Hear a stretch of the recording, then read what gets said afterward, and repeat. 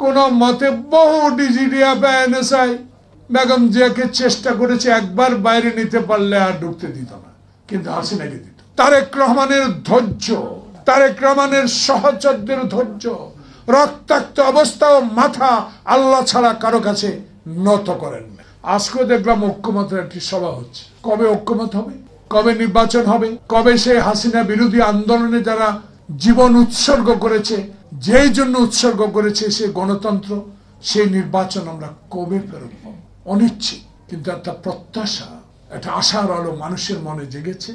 Professor Yunus সাহেব যখন লন্ডনে আমাদের নেতার সাথে সাক্ষাৎ করেছে, সারা বাংলাদেশের মানুষ খুবই খুশি হয়েছে।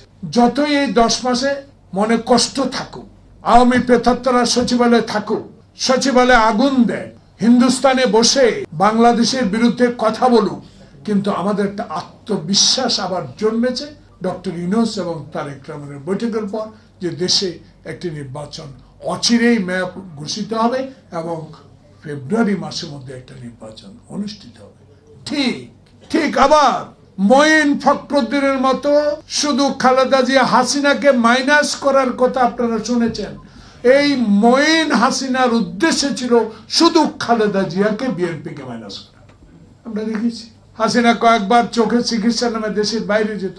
কোন মতে বহু ডিজিডিএফ এনএসআই বেগম জিয়াকে চেষ্টা করেছে একবার বাইরে নিতে পারলে আর ঢুকতে দিত না, কিন্তু হাসিনাকে দিত।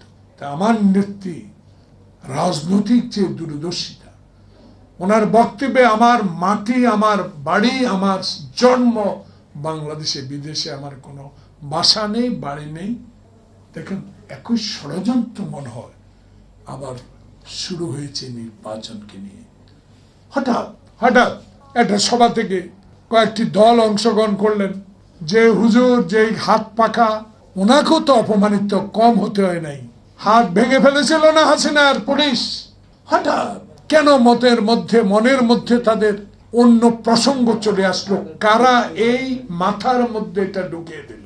যখনই লন্ডন প্রত্যাশা পূরণের অপেক্ষায়, তখনই সোহরাওয়ার্দী উদ্যানে এই মিটিং করে, সভা করে, আরো 2-4 জন রাজনৈতিক নেতাকে নিয়ে পিআর, সংখ্যানুপাত, নতুন পদ্ধতি, সংস্কার ছাড়া নির্বাচন হবে না। আজকে আবার দেখি এই ষড়যন্ত্রগুলো আবার কেন শুরু হয়েছে জানেন? একটি মাত্র কারণে, তারেক রহমানের ধৈর্য, তারেক রহমানের সহচরদের ধৈর্য, রক্তাক্ত অবস্থা ও মাথা আল্লাহ ছাড়া কারো কাছে নত করেন না। আবার দেখেছেন তারেক রহমানের যে সাহসী ভূমিকা 16 বছরে, তারেক রহমানের যে সাংগঠনিক শক্তি, সেটা দিয়ে বাংলাদেশে 16.5 বছর হাসিনার রক্ত চক্ষু উপেক্ষা করে এবং পুলিশ র্যাবের বিরুদ্ধে লড়াই করে টিকে আছে। যারা জীবন দিয়েছে তাদেরকে স্মরণ করি, যারা মৃত্যুর পর থেকে আমরা বেঁচে আছি, আমরা সাজরে এখনো চিৎকার দিয়ে যখন বলি দেশে একটা নির্বাচন দিতে হবে। তারেক রহমান বলেছে, আমি এমন নির্বাচন চাই যে নির্বাচন দিনে হবে, যে নির্বাচনে মৃত ব্যক্তি ভোট দিবে না।